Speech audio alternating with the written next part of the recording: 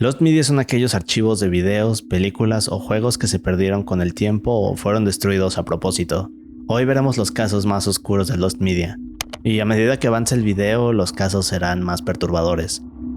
En el 2008 existió un programa llamado Moment of Truth, un show que consistía en traer a un concursante, colocarle un detector de mentiras y hacerle 21 preguntas en vivo. Cada que el concursante respondiera y si la respuesta era verdadera, ganaba dinero. Esto se repetía así hasta poder ganar hasta $500,000. El único truco del show era que si el concursante mentía, aunque fuera solo una vez, entonces lo perdía todo. Así que en otras palabras, este era un show diseñado para exponer de forma incómoda a personas. Pero verán, el otro giro era que todo esto no solo era transmitido por televisión, sino que además los familiares, parejas y amigos de los concursantes asistían. Así que muchas veces se enfrentaban no solo a preguntas incómodas, sino a secretos íntimos y desgarradores. Do you think your parents dislike your girlfriend Nicole because of her religion? Pero eso nos lleva a 2009. En esta fecha la televisora había encontrado a una concursante llamada Melanie Williams, y lo que pasaría con ella sería algo oscuro. Y no solo eso, sino que el episodio con su participación desaparecería debido a lo inquietante en él. Solo algunos fragmentos se han recuperado con los años. Pero, ¿qué sería tan terrible como para convertirse en un Lost Media? Verán, Melanie Williams no era una concursante cualquiera. Ella había crecido en una comunidad mormona. Una comunidad llamada FLDS. Pero verán, esta en realidad era una secta dirigida por un hombre llamado Warren Jeffs, quien se hacía llamar el Profeta. Este decía ser el único hombre en todo el planeta con la capacidad de hablar directamente con Dios, algo que podría considerarse peligroso, ¿cierto? Pero hay algo más. Warren arreglaba matrimonios para los hombres adultos en esta comunidad, principalmente para él mismo. Pero lo más inquietante es que las edades nunca eran consideradas, así que se podían ver a niñas teniendo ceremonias con hombres de hasta 85 años.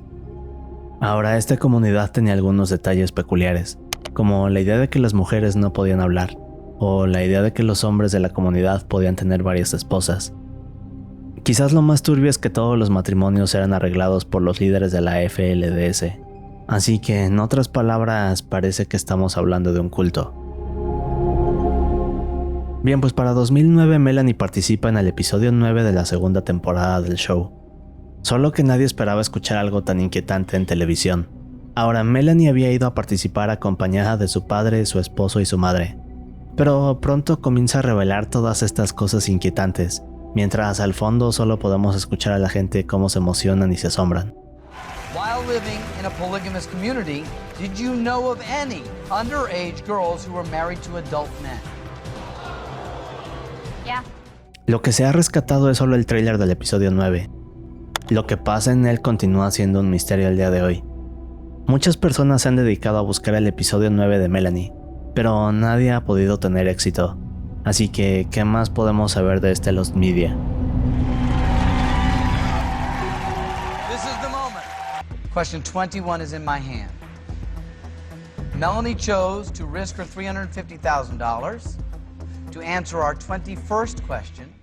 Bien, aquí hay algo interesante, porque al parecer el episodio era tan oscuro que tuvo que dividirse en dos, así que Melanie volvería a aparecer en el episodio 10 a contestar la pregunta 21. Y ahí es donde ocurre lo más impactante. En el episodio 10, el cual se puede encontrar, le hacen la pregunta final. Una pregunta de $500,000 a cambio de exponer algo que cambiaría para siempre a su familia. En esta pregunta todos descubrirían algo perturbador. I'm going to show you this question. Is there anything you'd like to say to Melanie before we start? You're gonna have to follow your heart, but it looks like you're about to cry. Here's the question.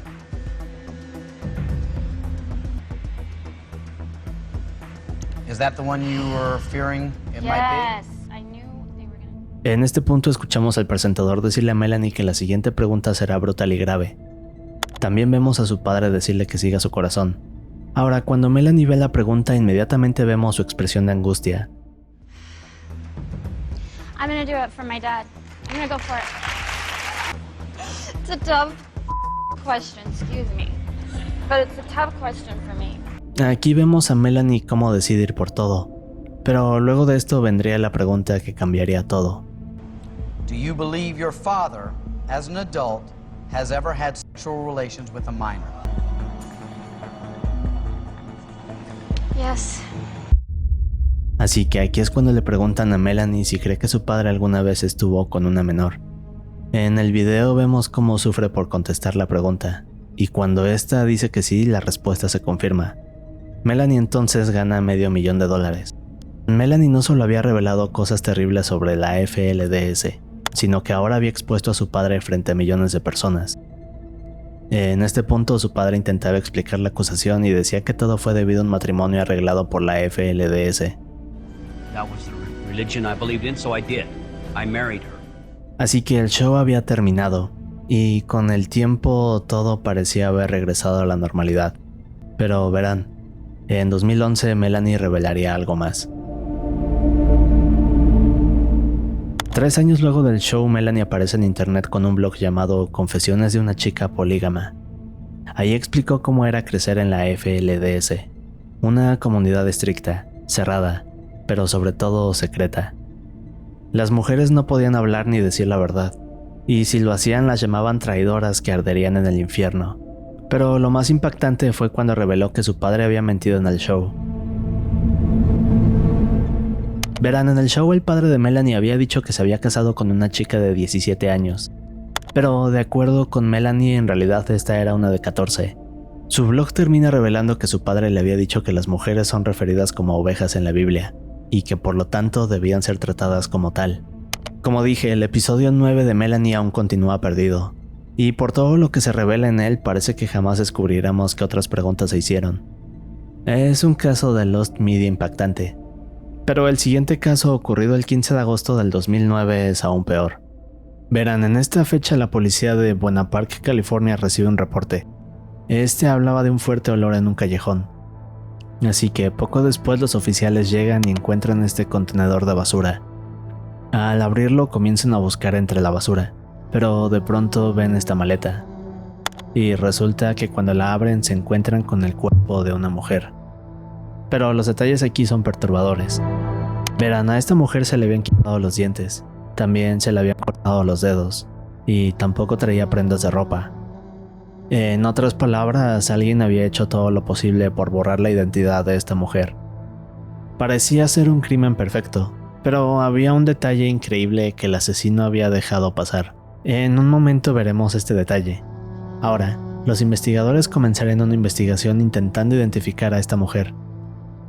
Pero mientras hacían esto, algo más estaba ocurriendo.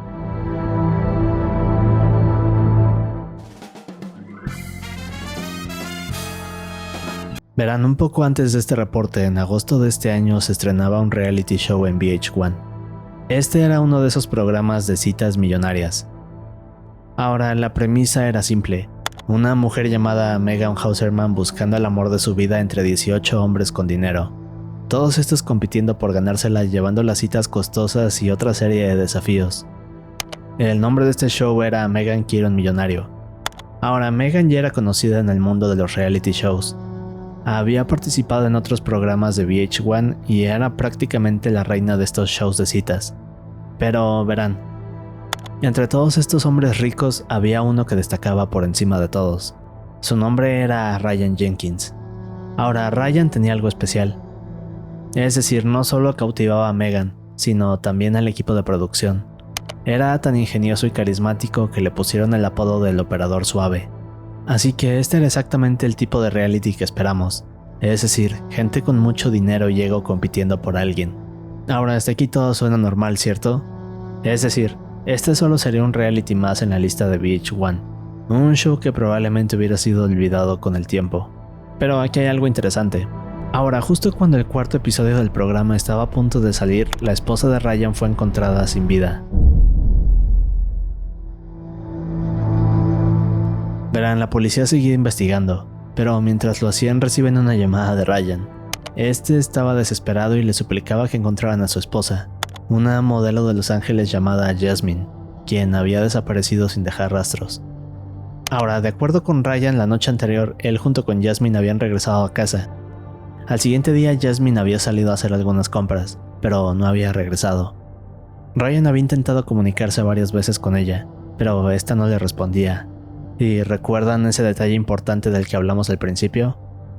Bien, cuando la policía había encontrado el cuerpo de la mujer en la maleta, se dieron cuenta que tenía implantes mamarios. Estos fueron extraídos y luego se verificaron. Gracias a esto pudieron confirmar la identidad de aquella mujer, es decir, Jasmine. Por lo tanto, Ryan se convirtió en el principal sospechoso. Pero aquí es donde todo cambiaría. Ahora, los investigadores no tenían pruebas suficientes para atrapar a Ryan. Así que durante los siguientes días comenzaron a reconstruir los movimientos que Jasmine había hecho en los días anteriores a su desaparición. Aquí se dieron cuenta que, contrario a lo que Ryan había declarado, Jasmine nunca llegó a casa esa noche.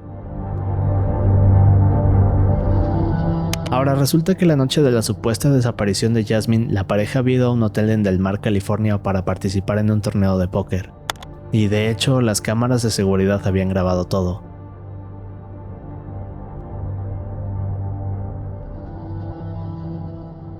En los videos los vemos llegando juntos, luego instalándose y posteriormente saliendo. Pero aquí es donde las cosas se vuelven más extrañas. A eso de las 4:30 de la madrugada del 15 de agosto, es decir, apenas unas horas antes de que el cuerpo de Jasmine fuera descubierto, las cámaras grabaron a Ryan corriendo, y podemos ver que luce algo nervioso.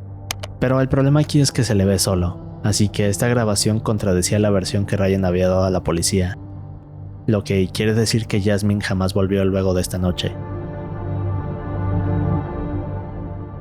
Ryan Jenkins is now the subject of an international manhunt. This former dating show contestant is considered armed and dangerous.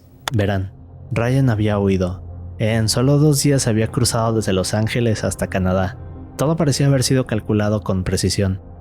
Ryan sabía perfectamente hacia dónde ir. Tenía los recursos para ocultarse y era inteligente para mantenerse invisible. El 20 de agosto las autoridades lo declararían culpable oficialmente. Aquí comenzarían a emitir más alertas, solo que Ryan continuaba escondido y parecía anticiparse a todo. Y eso nos lleva a la mañana del 23 de agosto. Este día las autoridades finalmente lo encontraron, pero sucedería algo increíble. Es decir, habían pasado días de esta gran búsqueda internacional. Las autoridades habían creado este nuevo plan para atraparlo, uno que aseguraba que no se pudiera escapar. Pero unas horas después la policía recibe una llamada de un motel, y aquí es cuando por fin encuentran a Ryan. El problema es que ya no tenía vida.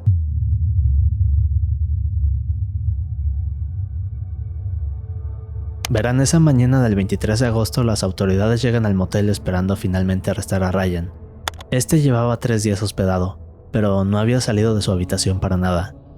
Ahora, el día que se supone que Ryan haría el checkout para irse no lo había hecho. Así que unas horas después el manager del hotel entró a su habitación y lo encontró desvivido. Aquí fue cuando la policía recibió el reporte, así que la búsqueda por fin había terminado, pero luego se descubriría algo terrible y controversial. Verán, luego de esto VH1 había suspendido la transmisión de Meghan quiere un millonario. Los episodios del resto de la temporada pasaron a ser un Lost Media. Estos nunca saldrían al aire. Pero aquí fue cuando las autoridades comenzaron a investigar más y descubrieron que en realidad Ryan tenía antecedentes de violencia. Esto desde hace un par de años antes de haber participado en este show. Algo que debió haber sido una gran señal de alerta para la televisora. Y eso no es todo.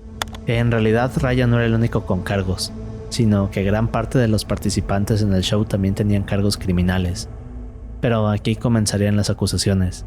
Estas decían que VH1 posiblemente sabía de esto, pero que había dejado pasar los antecedentes con el fin de crear más drama y subir el rating. Ahora, en el caso de Meghan, esta pagaría un precio. Su contrato con la televisora fue terminado inmediatamente, y prácticamente desapareció de la televisión después de esto. Durante años, los episodios finales de Meghan quiere un millonario permanecieron como uno de los Lost Media más buscados de la televisión. En 2022, Meghan publicaría los episodios 4 y 5 en su canal de YouTube, pero el episodio final, el que habría mostrado la decisión de Meghan sobre Ryan, sigue siendo un misterio. Es probable que nunca sea revelado.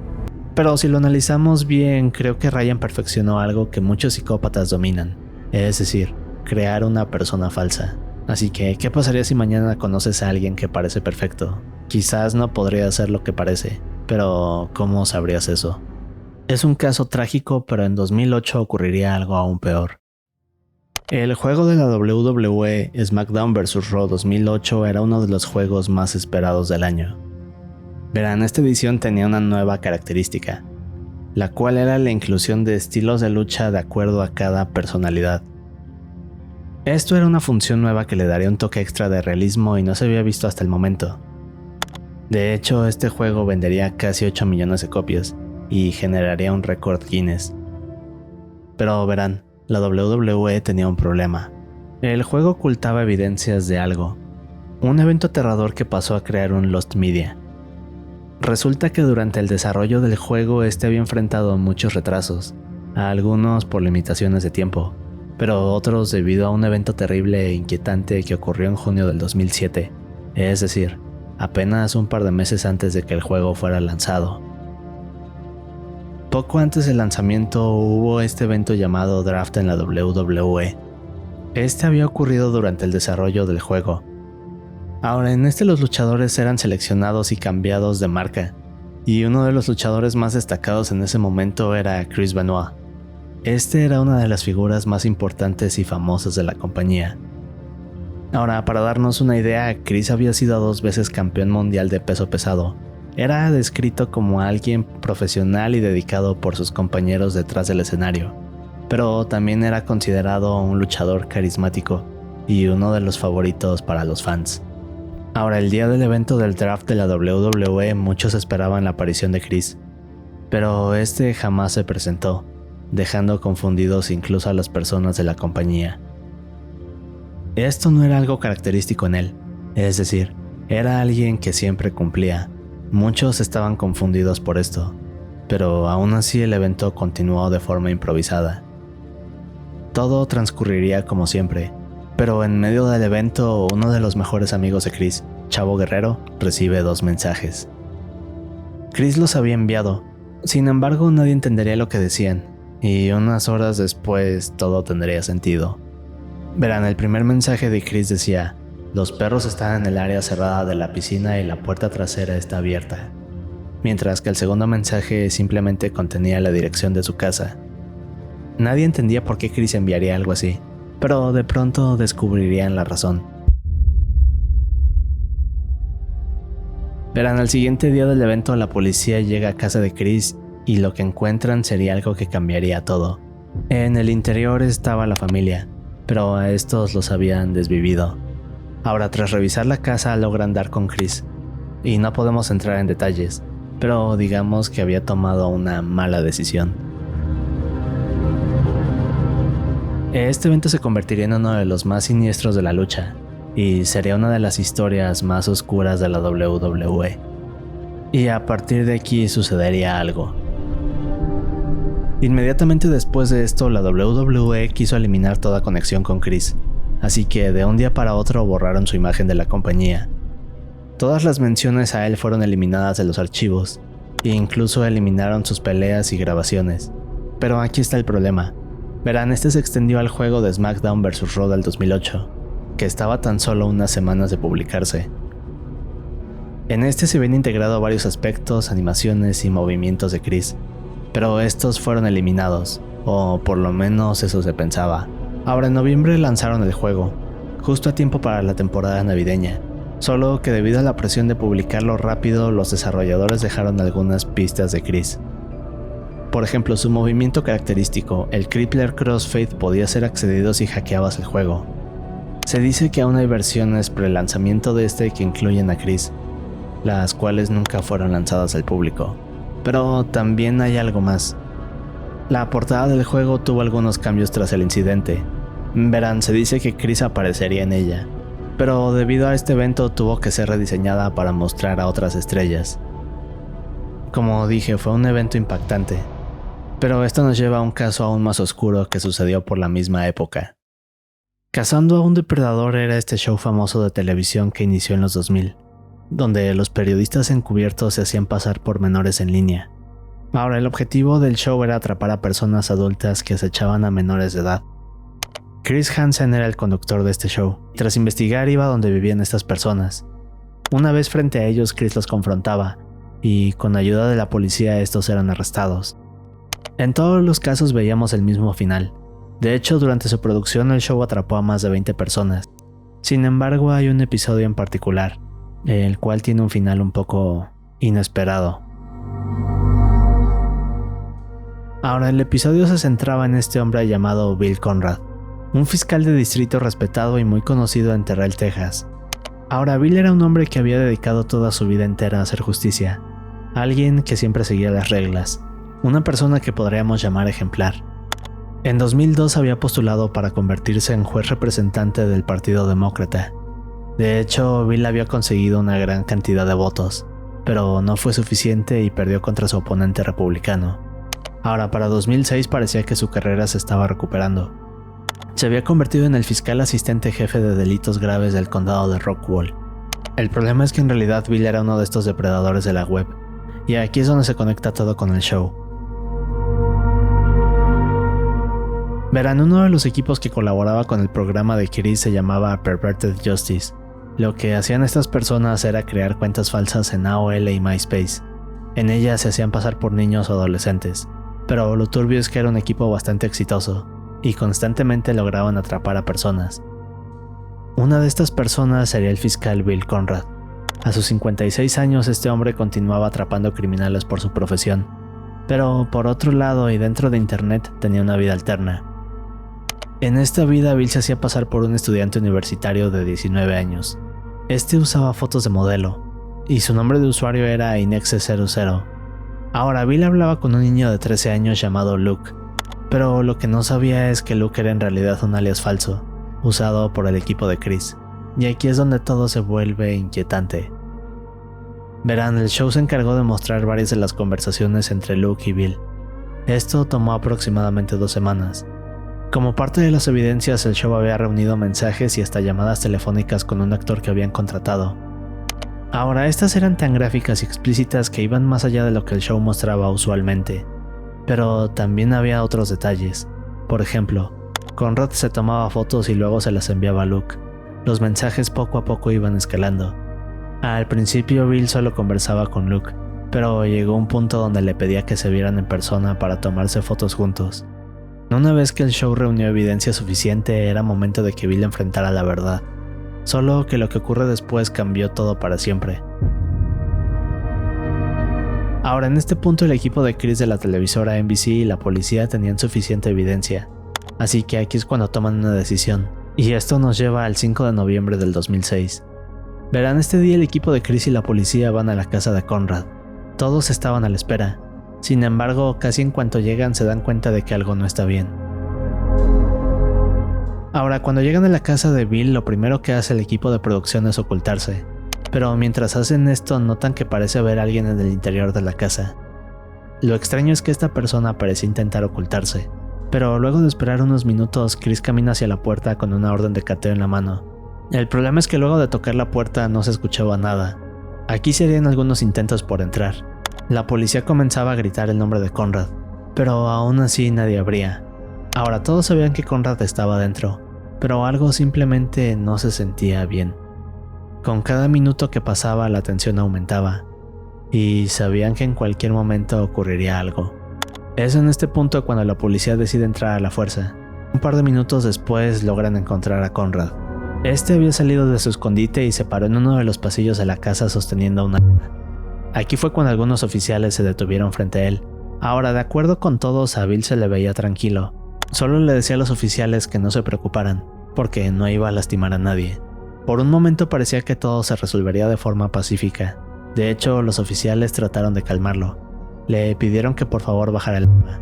Hacían todo lo posible por resolver la situación. Pero entonces, Conrad toma una decisión enfrente de todos y se desvive.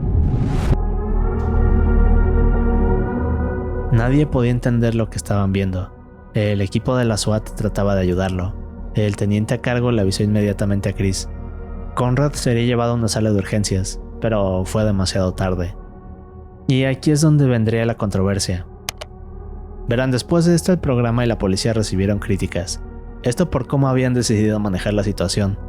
La hermana de Conrad, Patricia, acusó al show de actuar como juez, jurado y verdugo. Criticó a la policía y al equipo de la NBC. Los acusó de haber hecho todo esto solo para ganar dinero y subir el rating. Así que para ella estos eran los culpables de lo que le había pasado a su hermano. Pero lo que lo hizo peor es que después investigó el programa y se descubrió que todas las personas que habían atrapado en realidad habían sido liberadas. Esto por problemas con la investigación del show, lo que causó aún más polémica. Luego de este evento, los anunciantes retirarían todos los acuerdos con el programa, lo que hizo que el show se cancelara en junio del 2008. Desde el incidente, las grabaciones del caso de Conrad se han hecho públicas. Sin embargo, hay una pieza final, una que jamás se ha revelado. Este Lost Media es la grabación donde se escuchan las últimas palabras de Bill. Se dice que esta cinta iba a ser usada en el programa, pero como sabemos jamás salió al aire y ha permanecido almacenada. Es quizás uno de los Lost Medias más impactantes de la televisión, pero es momento de descender al caso más oscuro de todos. Justo antes del amanecer, una furgoneta llegó al cementerio Evergreen. Esta transportaba 50 cajas pequeñas hechas de pino, y todas estas estaban relacionadas a uno de los casos más oscuros de la historia moderna. Ahora, para entender esto, vayamos a donde todo inició. James Warren Jones nació en 1931, pero durante toda su infancia experimentó cosas terribles. Verán, Jones había crecido en la Indiana rural, es decir, un sitio solitario y problemático. Debido a esto comenzó a obsesionarse con la religión y las injusticias sociales, pero lo más extraño es que también mostraba una fascinación por el control y la manipulación. Ahora, Jones se inspiraba de una figura particular, el Padre Divine, un líder religioso muy querido en Estados Unidos, el cual afirmaba tener una conexión directa con Dios. Bien, pues a Jones le atraía la forma en que este padre lideraba a su comunidad. Ahora, el Padre Divine hacía una mezcla de activismo social con absolutismo espiritual, algo que Jones absorbió inmediatamente. Así que, en otras palabras, Jones estaba aprendiendo las herramientas perfectas para manipular personas, y eso nos lleva a 1955. En este año, Jones funda el Templo de la Gente en Indianápolis. Este era promocionado como una organización progresista que abogaba por la integración racial, algo extremadamente raro y único para esa época. Esto lo convirtió en una figura controversial, pero también comenzó a ganar una gran reputación como el salvador de los oprimidos y marginados. Ahora, Jones también era carismático, pero lo que más llamaba su atención es que supuestamente hacía curaciones milagrosas. Así que el Templo de la Gente era este sitio que iba en contra de las ideas de la sociedad tradicional. Pero debajo de todo, Jones imponía un control estricto sobre sus seguidores y les exigía lealtad absoluta. Y no solo eso. Verán, cada vez los aislaba más del mundo.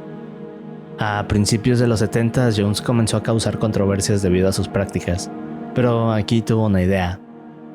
Así que poco después, Jones junto con el Templo de la Gente se trasladan a San Francisco, California. Pero este solo sería el comienzo, porque Jones había planeado algo mucho más aterrador.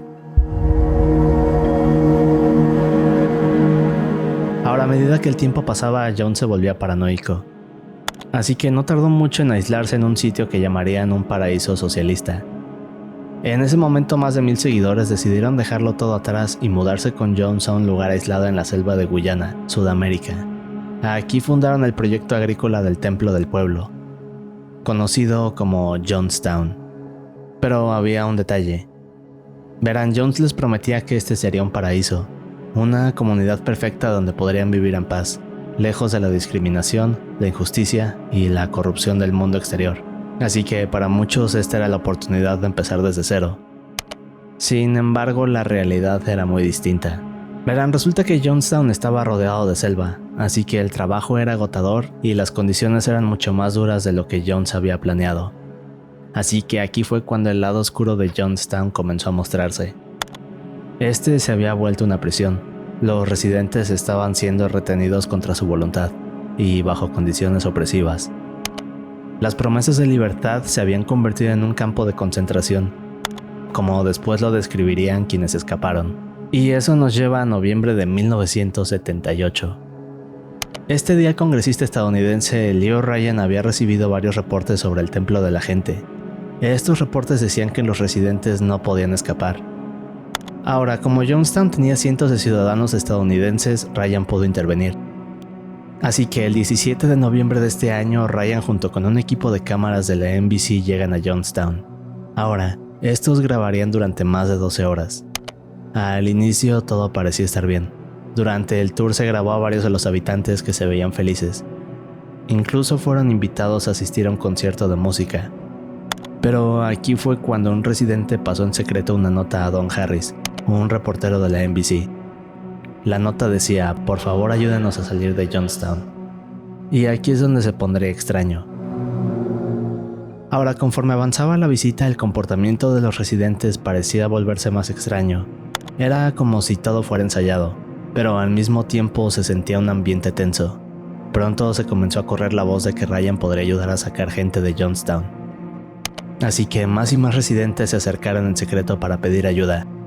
A la mañana siguiente, cerca de 40 personas habían pedido huir con Ryan. Todo iba escalando poco a poco.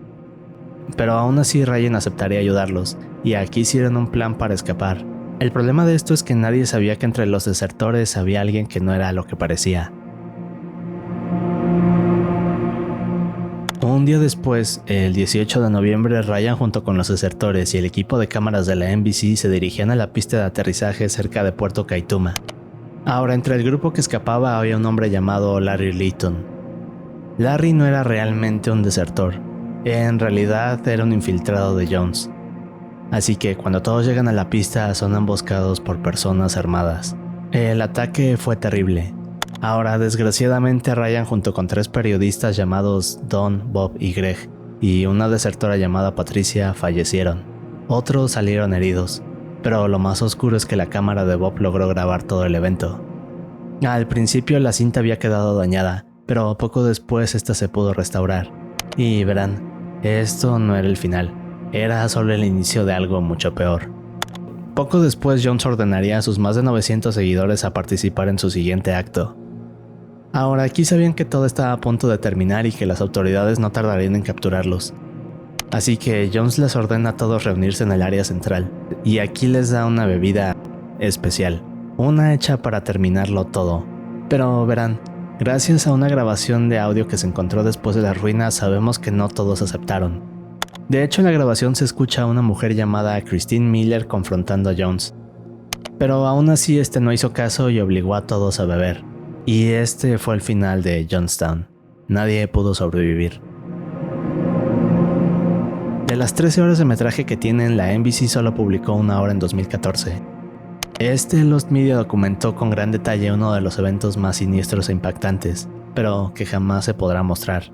Y también hay otro tipo de eventos aterradores sin explicación, así que les recomiendo estos videos. Y en mi Patreon subí un caso extra aún más oscuro que no pude publicar en este video, así que los espero por ahí.